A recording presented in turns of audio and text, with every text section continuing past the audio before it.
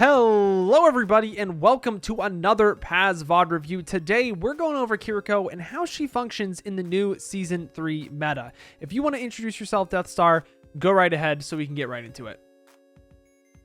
Hi, I'm Death Star and I am a Diamond 5 player. And I've climbed from Silver to Diamond all because of Paz. Let's go! And your hard work. Yo. It's not always just me. Everyone else that's popping off right now, it's your hard work at the end of the day. But you came to me today with a question about Kiriko and how to play her in the new meta, and I think that's a really good question that I really want to answer today. It's situational, and that means it's always great to get a VOD review and talk over it. So if you're ready to go, I'm ready to go. You can see my screen and what I'm drawing right now. Everyone else can at home too. If you have any questions, just let me know, as well as everyone in the comments, but let's get right into it. Thing with Kiriko, like I was telling you before, was that I think she is different depending on who you're playing around. Obviously, you're going to play her differently with a ball or a monkey as compared to a Reinhardt or a Matra. And with what we have with a Sigma, I still think it could go either way. Depends on the situation. Realistically, I'm going to have to see how your team is playing before I can give you any pointers. But depending on what they have, you just want to make sure that you're not playing too close to the front line because you're going to get walked on, and we don't want that. But let's just see how we take these fights. Again, if you have any questions, let me know. And let's get going. Okay. I don't remember having Sig for some reason. Oh, he might switch in the middle. But we'll discuss why that would be important or why it wouldn't be important. So, like, right here in this situation, just because we already started talking about, like, okay, how should I be supporting my flankers, yada, yada, I think pathing over this way to start the fight isn't the end of the world. If you just want to look for some poke damage, maybe help with this 1v1, I think that's totally fine. And then just looking to TP back maybe to your Ana when the real fight begins in the front line, that's a totally okay use of the ability or of Kiriko if that's what you so choose to do. Like, that is okay. I just want to make sure that's out of the way off the rip. Okay, yep. Like, this is good. Honestly, you could be even a little bit more aggressive on your support with that Tracer early in the fight, but that's still a good idea to be helping her with that. Nice. That's good. That's value, and that is how we play Kiriko in this new season. It's not as brain numbing as I heal my main tank all day. That was good. It just could have been a little bit more aggressive. Better Genji's probably mop the floor against your Tracer there, low key. Now your whole team's kind of flanking, which is weird, but I'm okay with you taking this frontline position. Why might I not like you trying to break turret over someone else? How much damage does Kiriko's kunai do? I actually don't know. 40 damage on a body shot, 120 on a headshot.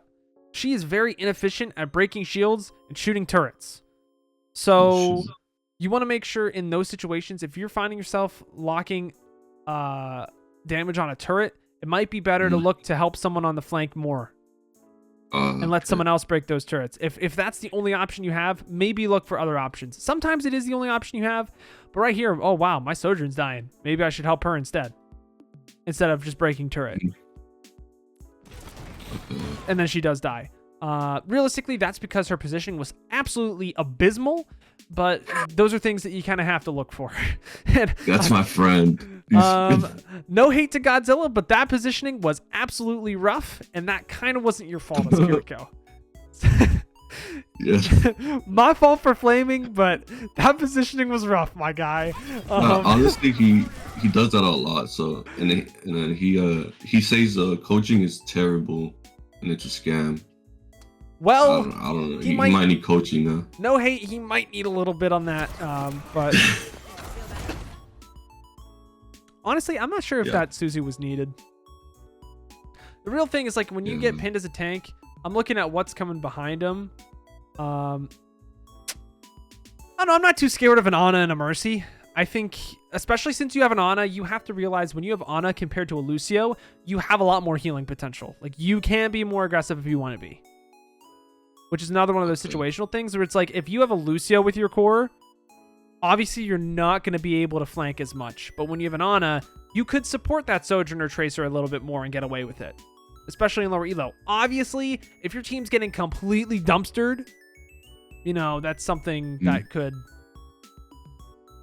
change. But I think you'll recognize that. So now we don't have Suzu to be aggressive if we wanted to be. Like in this situation, I'd be using Suzu to get in with my Sigma or to help my Tracer get in, and now she dies from Fire Strike. Wasn't necessarily your fault. No, she kind of just stood still and had terrible movement, but you could have helped them. Like, dude, I'm not gonna say that they played perfectly, but you could have carried them. You could have had that Suzu there to hit your Sig and your Tracer to be more aggressive on the Rhine, so he actually dies. But I mean, a lot of ladder is just finding ways to carry the teammates that aren't doing well and keeping a level head while doing so. Suzu there is good. A little bit faster so he doesn't die to get hit by the sticky grenade, but overall that was a better use of your Suzu. It's on Soldier now. Yep, this didn't use the Suzu there. That's good. Poking that Ana. Yep. 3 kunais, and then you're back to healing. That's good. All right, yep, this is still good. Yep, we're doing the weave. I like it. I like it. That was a good fight. That was a good fight from you. What's the weave? What is that? So you can throw 2 kunais between every burst of healing that you do. Oh, yeah. So you were weaving there. You were healing, kunai, healing, kunai. If you are comfortable doing that, it's something that you can put into your gameplay. It seemed like it was fine there. It's not always applicable. Sometimes it's better to just focus on damage and make sure you're hitting those shots. This is fine because no one's taking damage. You're just poking an angle. Yep.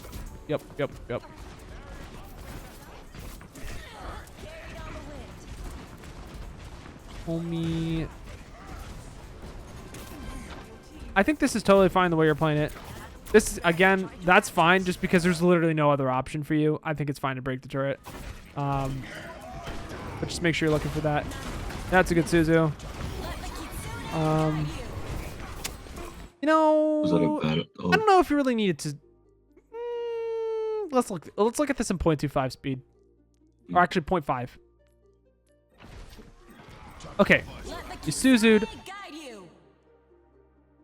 What was the chain of events here? Wait a minute. Oh, she nanoed so that he wouldn't die. Yeah, I don't think you need to use Rush here. What should you combo with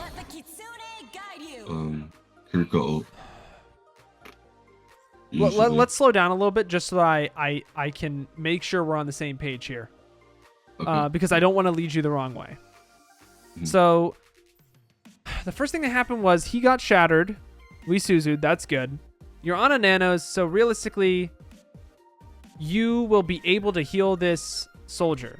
So the only reason I thought this Kiriko ult was okay was because you were committing to make sure that this soldier lives. But that's not what you were going for because you didn't even look over at that soldier. You were looking to go forward.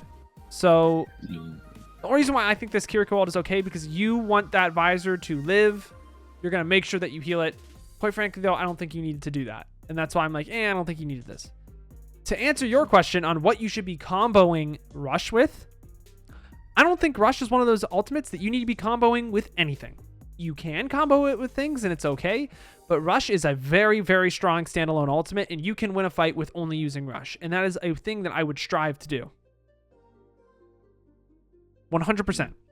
I think Rush to Nanovisor, not worth it. Rush to Visor, okay, that's like, all right, you can do that. Especially if you really need to win a fight so that you can retain momentum.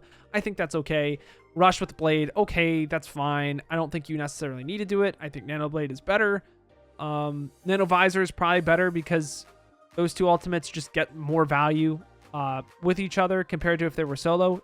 Kiriko ult solo is completely fine. You don't need to combo it. If that answers your question, I'm not sure.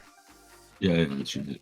I don't think the way to look at the ability is I'm going to combo this with something. It's more so like, okay, the distance has been closed. I have all 5 of my teammates. The value is the highest it will ever be. I'm going to win this fight now before they get something else. It's quite literally, this is a blitz. We are rushing. We are killing your backline or whatever is in front of us, and there is nothing that will stop us.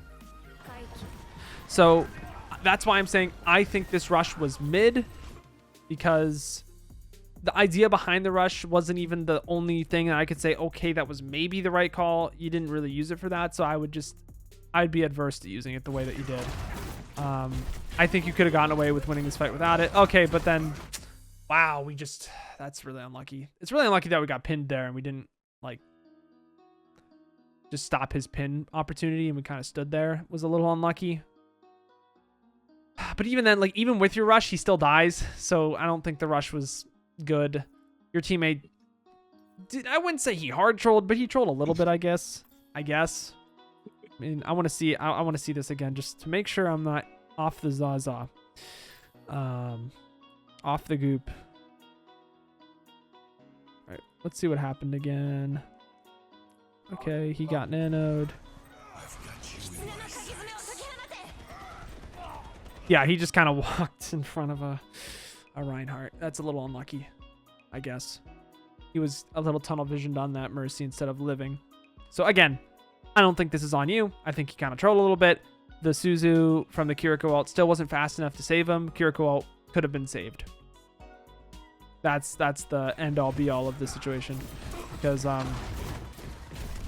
you still managed to keep him alive, but then he got nanoed on top of that. All of that could have been avoided with better positioning. It happens.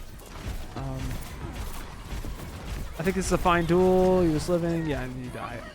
I think if you maybe waited a little bit longer on the Kiriko ult and then waited for them to use nano and then answered with the Kiriko ult, that might be okay. But using it as early as we did, it didn't really get a whole lot done for us. Does that all make sense? Yeah, it makes sense. Okay. I think TPing to your team whenever you get the chance, yep. That's fine. And just poking early here.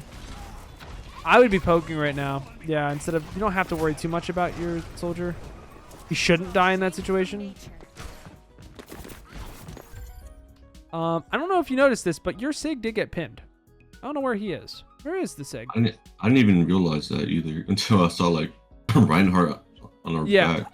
Just keep a lookout, and whenever you're playing a Reinhardt for wherever he's pinning, and make sure that no one's getting killed by it. Because I did hear it. I know you can't because I'm sharing just my screen. But that's something to look out for. Not to get too tunnel visioned on doing damage. It's a balance of the two. Making sure your Sig is okay, and if your Sig is okay, you can support the flank.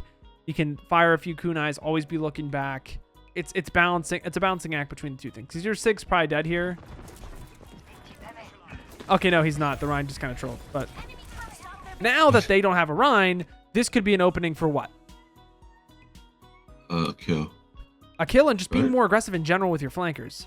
Because now they don't have really a front line to pressure your front line because their front line's back there. You can just kind of have a free opportunity to kill someone here. You know what I'm saying?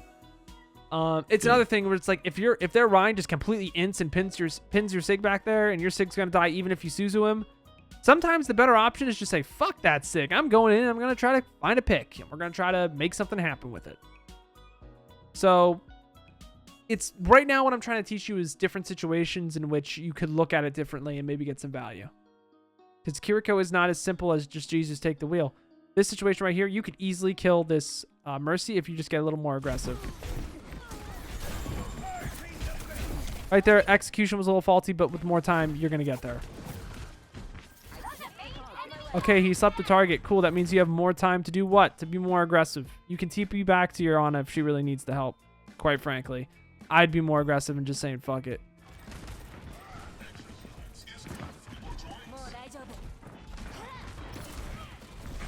Okay, yep, I'm walking here. Yep, that's good. I could see a TP to Sig being okay. If he gets in a bad situation. Okay, yep. That's just like looking for situations like that. Okay, my Sig is okay. I'm gonna help my Tracer that's in a 1v1. Weave back and forth. I still have TP, stuff like that. Suzu wasn't needed. It was a hard situation. you could heal it up there. That was the only time I've seen you mess up Suzu so far. So, yep, good poke. That's very good poke, actually. That was bad right there. So, what should you do in this situation? Wait. So here's the thing. We messed up Suzu earlier, so you could have Suzu'd this, sure. There's a better opportunity here. Probably TP'd or... TP to a better spot. And just thinking about that 100%. A lot of this just seems mechanical in terms of, like, just getting more comfortable with Kiriko in general. Because right here, you don't need to duel this. If you just TP, you just see your Sig just put up a shield, you TP to him, you'll be fine. Something like that. Mm-hmm. Instead of just trying to take that 1v1 hoping you're on a heals, because she probably won't. Let's be real. I'm having a very hard time, though, finding something that you're consistently doing wrong. It just seems like little things that keep coming up that with mechanics and just more practice you'll get better at. Because it doesn't seem like you're completely inting for your rank. It seems like you're doing just fine. Right here, though, I'd just be telling my team, hey, your Kiri's dead. I can heal you. And just, like, waiting to TP back.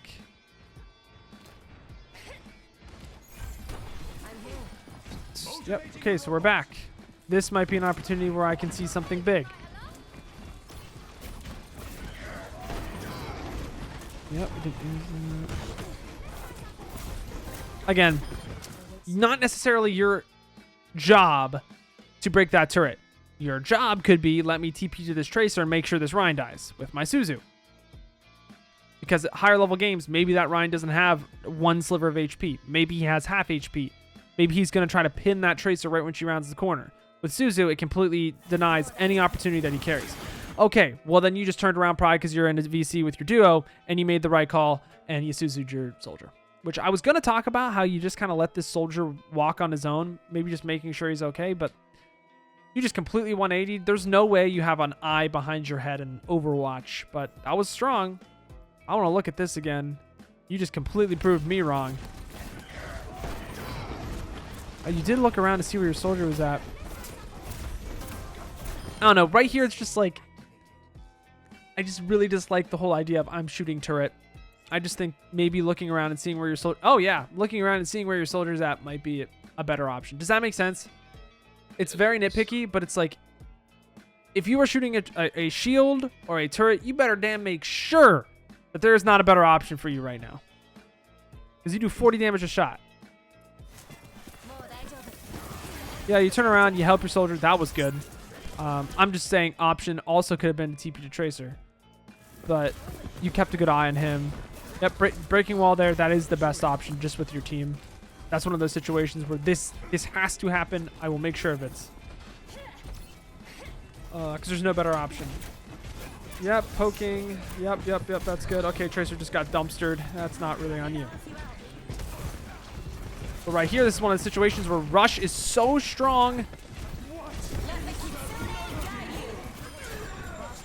I don't think you need to Suzu that.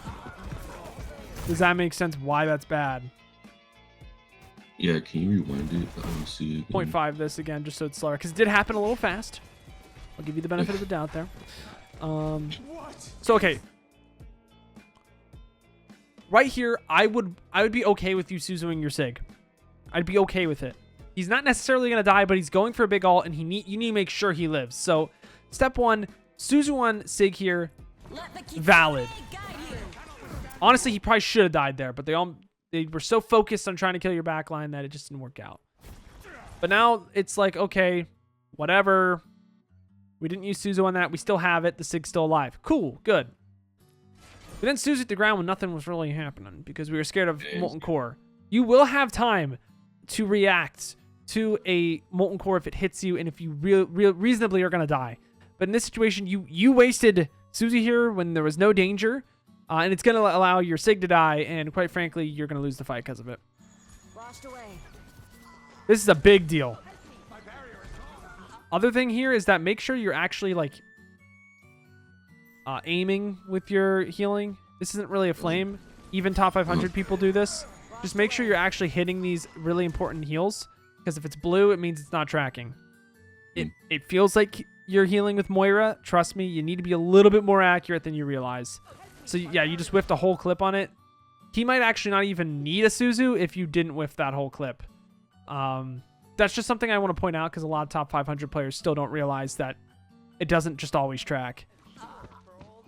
Yeah, then your Sig dies, your Ana dies, and I think this is a lost fight. Yep, all because we fucked up Suzu. Love Kiriko. Love Kiriko. She's super awesome and fun and interactive in Overwatch 2. That was like the first fight that I saw something that was significant. Making sure we're tracking the heals and making sure we're not wasting Suzu. But your team's kind of dumpstering them somehow, even with the rough positioning. Right there, this is good. I'd honestly, yeah, that's fine. You're just supporting the flank. Suzu, oh, you didn't even Suzu that? Yo, you are nuts. How are you diamond, my guy? How are you legitimately diamond? Oh, I just hit okay, well, right there, like, it was you a little bit tunnel vision on the actual. Damn it, man. I was so proud of you. It was still good. Like, something that might help you with like the situation things of when it's time to flank and when it's not. It's just recognizing what's going on in the fight and where the enemy is putting their damage and trying to pressure out a dangerous situation for your team. I think that might actually be a way that's helpful for you to think through it. Because then you can be like, okay, if someone's safe and they're allocating resources this way, yeah, sure, the Sig is half, but like maybe I need to help someone that, like, what's this positioning from your Ana? You know, just making sure she's okay. Staying in the know. I think that's the one thing that probably hurts you the most, is just awareness of what's going on. And it's not necessarily that you're not aware of what you're looking at. It's more so that you need to be aware of what it is that you should be looking at. Which comes with time, but also with a decent thought process. So right there, you really commit to the healing on the Sig when maybe their entire team is actually looking main because no one's really pushing him here. He'll be fine. But maybe the team that's trying to... Like what's this dude trying to do? I don't fucking know. But you could help him. Because then you have Suzu for... You honestly wouldn't even need to use Suzu on this. You could have just healed him. But that'll also help you with flanking. Because if the Rhine's in your back line, then your Sig's there too. Maybe you don't really need to worry about that, and you should just help kill stuff better than they kill stuff. That's kind of what I'm thinking.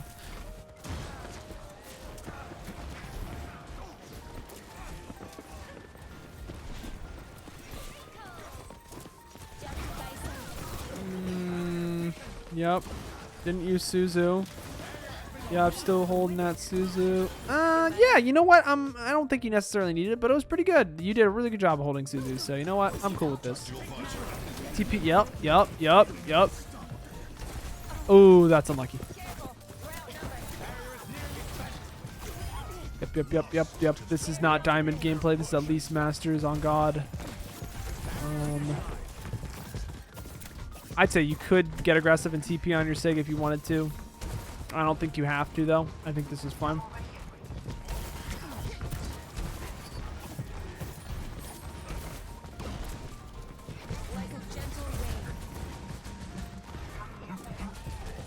Okay, we're just playing to get our rush.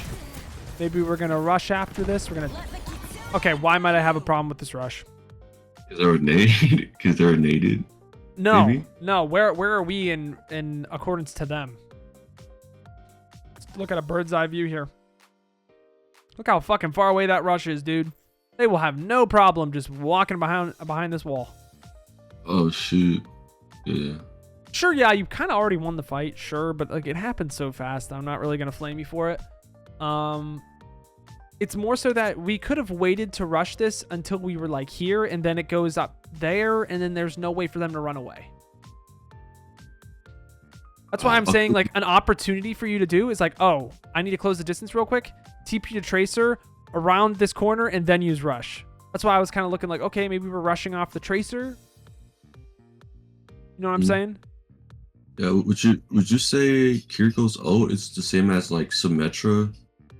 Because you know, that's a little bit of a stretch, I would say. Because Cause like you know when you It's like like window kind of.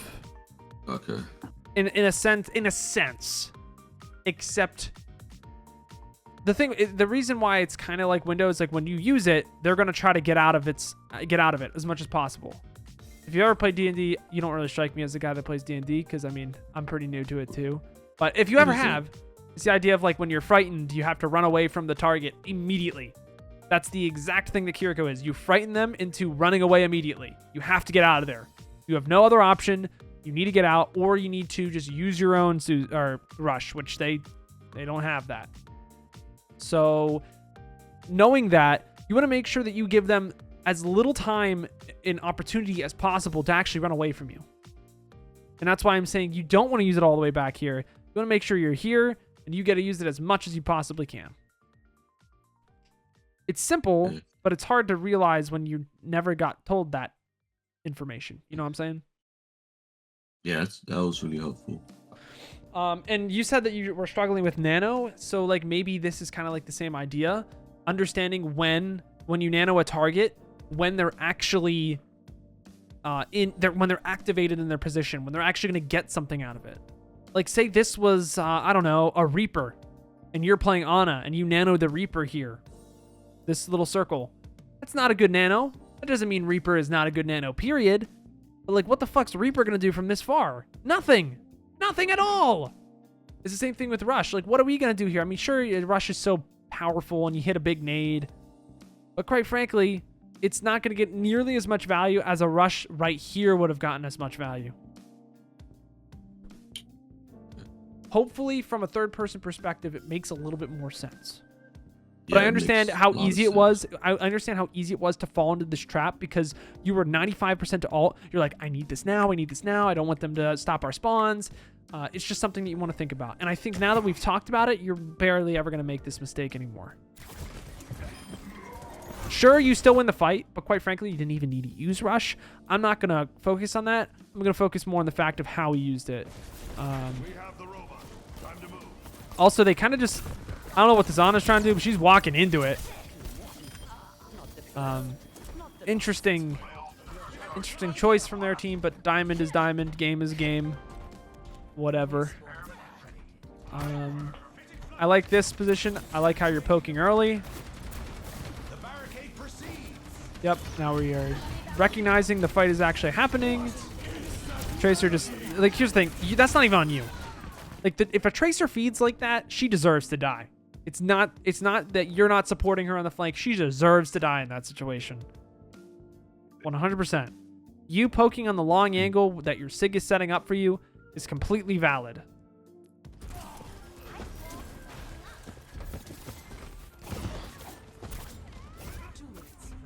Also, I would prioritize targets that are closer to you than those that are far away, unless that target far away from you isn't looking at you and you know you can hit a headshot at least once. I would always prioritize something closer because it's just easier to hit those shots. That's what I do personally. Right here, I would be looking just for a more aggressive angle. Yeah, that again, that's really not on you. Use a damn shield. Also, it's kind of on your Sig for not giving your team a good shield. Right there, it just kind of felt like you seemed a little lost as to what to do, which I don't really blame you. That fight was just terrible from the start. What I would say is when you're looking for angles to poke from, give yourself a better angle. You don't have to look from right here. Like, that's kind of closed off. An angle like right here is a lot more open and a lot easier to like get things that are back in these these areas, you know what I'm saying?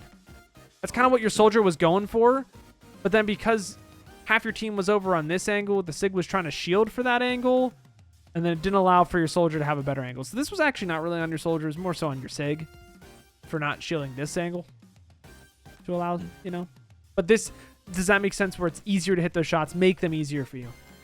Yeah. You did hit one headshot, you maybe could have even gotten a pick with a better position there.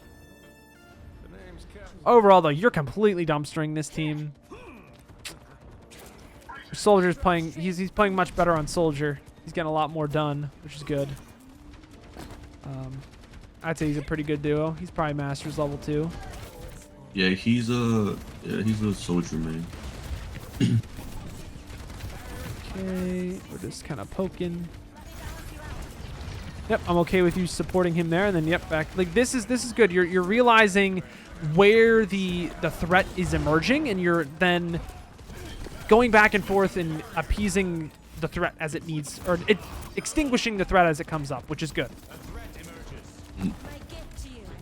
That back and forth style in these types of compositions that are a little bit slow, a little bit brawly, can really be anything they want to be. That back and forth style is really good.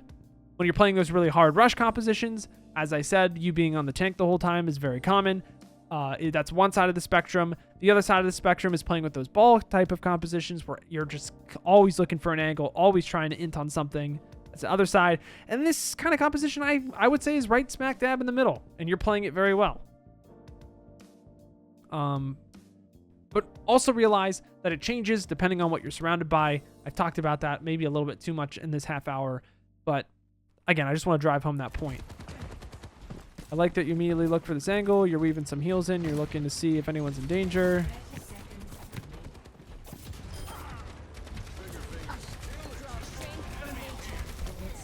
Yep, we're just chilling. Yeah, that moment right there, the moment that my cast gets spinny javelin thingied, I probably would have just TP'd and tried to Suzu him to keep him alive. Low key, I think that was a little too frugal with the Suzu. I know you didn't want to waste it though, so I don't want to make a habit out of anything. Well, that's good. TP and then rush. Oh, that's fire. That's fire. That was a better rush. That was the best rush you had all day. Oh, but then your Suzu got... You almost threw there. But you didn't. Oh, bro, my guy. Never be breaking shit with Kiriko. Punch that shit if you need to do that. Don't do that. You almost threw that like 2 times. But overall, that was good. It's just so that the music doesn't proc. Let's put up paint. Does everything I've said so far make sense to you? Yeah, it makes a lot of sense. What do you think I'm going to be putting down first? What would I put down first? Huh. Suzu? I think I'm going to put Suzu later. You know what the thing I'm probably going to put down first is... I think we talked a lot about Rush today, your Kitsune Rush. I think that's something that we could maybe get a little bit better at, especially on maps where it's not so straightforward. Like on Colosseo, it's kind of like, okay, this is where I'm commonly going to be using it. I'm going to be using it on the bridge. It's a straight line. Probably going to be using it there or maybe under the bridge. It seems pretty simple. The big thing with Rush is you don't want to overalt. So Nano Visor, if you can keep the Nano Visor alive without it, you don't want to just overcommit. And Rush is a standalone ultimate. So the first thing we talked about was how it's a standalone. It doesn't really need to be comboed. It can get the value it needs on its own. Now, something that's important to note is that you don't want to use it when you're down players because it scales exponentially with how many players you actually have alive. With 5 being the max, it has its max value. If you only Kitsune Rush yourself, it's pretty bad because you're not getting nearly as much boost to it. The whole idea is that you're boosting, the more people you're boosting stats to, the more value you're just inherently going to get out of it. So that's why it's so good standalone. It doesn't just need to be used for a combo. It can just be used to buff a whole team. And in a sense, the reason why it's good is because you're comboing with your entire team. If that helps to think about it. I think that's a little bit of a stretch, but I think it helps. The other thing I want to make sure is just make sure that distance is closed. You want to make sure that you're using it at a small distance instead of a very long distance. Because what does it do? It makes it so that they have more time to run away. Does all of the stuff we talked about with Rush make sense? Yep. Number 2. Makes a lot of sense. Number 2, what do I want to talk about for number 2? Because I think your Suzus, for the most part, could have... I mean, they could have used a little bit of work, but I don't think that's the number 2 thing we want to talk about. I think we want to talk about what are we doing and just looking around. I would just say general awareness and thinking about what it is that we are doing and where the fight is going. I would say this was decent for the most part, but a lot of this comes down to the different situations we talked about. Like, okay, turrets and shields. What should we not be doing? We shouldn't be defaulting to, oh, sim turret. I'm going to shoot it with my kunai. Torbjorn turret. I'm going to shoot it with my kunai. Big ass Rhine shield in my face. Nothing to do but kunais. There are other things that we can be doing. For example, when we're shooting Torb turret on, like, right when we were on that spawn, we're about to get the spawn, and then the Mei was about to kill your soldier. We could have looked around instead of shooting the turret and seen if maybe someone was in trouble, so that maybe we didn't have to use Suzu and we had it for something else that would possibly come up. In higher level games, that will be something that's very big. It's a very important thing that we make sure we do not miss. The other thing, you actually did a really good job of this, is just understanding where the danger is in the fight and following it. You didn't do it well all the time, but you did it well some of the time, and I commend you for that, and I think you should continue doing that. Again, just playing more Kiri, playing more Overwatch in general, you'll get better at this kind of stuff. But allowing yourself to be more aware of other things that are going on that aren't just directly in front of you. You're processing what's in front of you very well. Make sure it goes above and beyond. The last thing I'm going to say, I think I will point out just the Suzu, because you did have some rough Suzus. But for overall, I think it was fine. I think that you might have problems come up with it once you're done these two steps. And that's why I'm putting this as number 3. Because once you finish these 2 steps, maybe this will be a little bit more apparent to you, and you'll be able to fix it easier. And then, honestly, just, I would say continue doing Vaxta. Continue making sure you're hitting those heals. Continue making sure that you're staying on top of things. You're not autopiloting too much. But that's all the tips I specifically have for this moment. Do you have any questions? Yeah, I have a few. Go ahead. I did like a notes thing. Let me find it real quick. Okay, you already answered Kiriko's playstyle. Mm-hmm. Okay, so it's not a Kiriko question. It's more of a overall. Yeah, gotcha. For Overwatch. So you know how there's like streamers like Samito, yep. that always like complain about people saying not understanding the game, and like what's crazy about it, it's like this is him saying it about top 500 players, and it's like I don't know what does he mean by this? Like, what, people don't know how to play the game even in top 500? Yeah, like that's completely valid. That is completely valid. Most of top 500 has no idea what the hell they're doing, and they just like press buttons and like hope. 100%. 100%. That's so valid. Do you know what it is though? Like, they just don't play in scrims. They don't have competitive experience, and that's what he's saying. He's like, people know how to play the characters. They know how to shoot thing good. They know how ability work. They don't understand the big picture at all. That's what he's complaining about. What the thing with Samito, right, is that he misses competing at a high level. He still has his competitive edge. I still feel that as well. I just have collegiate, so that's kind of where I can express that. The thing with him is that he doesn't have that. He still wants to play in contenders. He still wants to play in the league. He still wants to really try hard. He just doesn't get the opportunity to, and he takes it out on the players in ladder that just don't know what the hell they're doing. People don't know how to play ball comp. People don't know different situations that are very high level. 100% he's true on that. He's correct. He's based. People don't know what they're doing. And there's no one thing that people don't know what to do. It's a whole conglomerate of a bunch of different concepts that they just don't understand. That's insane for top 500. This game is incredibly skill expressive, and there's just some things like tempo. There's some things like ping pong that people always just don't know in this. And that's why NA defaults to Brawl, because it's like, how hard can sticking together and walking on one target really be? And he's completely valid in saying that people don't know what they're doing. 100%. But that's just how ladder is. There is no coordination. It's so variable that it happens.